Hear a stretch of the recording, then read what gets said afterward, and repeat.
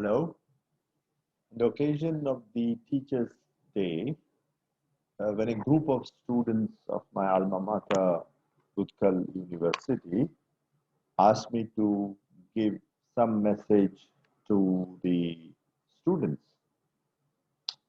I read a short poem that I wrote a few days back to capture the present spirit of keeping quiet, the present practice of keeping quiet.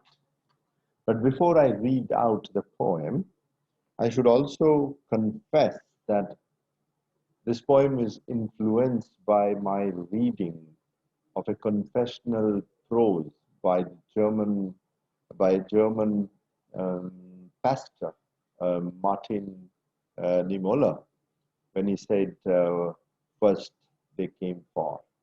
I'm not reading out that poem in detail. So the poem that I read out is called "The Cost of Keeping Quiet." The lone burden forced the farmers to commit suicide.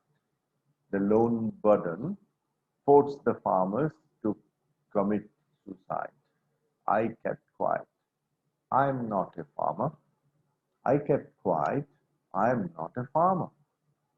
The youth left their loved ones to unknown places in search of jobs. The youth left their loved ones to unknown places in search of jobs.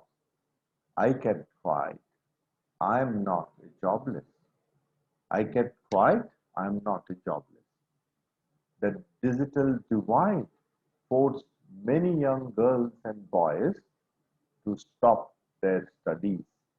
The digital divide forced many young girls and boys to stop their studies. I kept quiet. I am totally savvy, digitally savvy. I kept quiet. I'm digitally savvy. The big industry polluted the rivers and made mothers and daughters to walk for hours for a pot of water. The big industry polluted the rivers and made mothers and daughters to walk for hours for a pot of water. I kept quiet. Water flows in my kitchen. I kept quiet. Water flows in my kitchen. The greed for money made even education beyond the reach of millions of kids.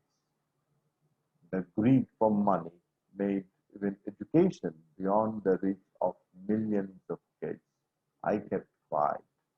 I kept quiet because I can afford to buy the degrees. Now that I stepped out of the walls of my home, now that I stepped out of the walls of my home, I see no one around. I see no one around. Is this the cost of keeping quiet? Is this the cost of keeping quiet?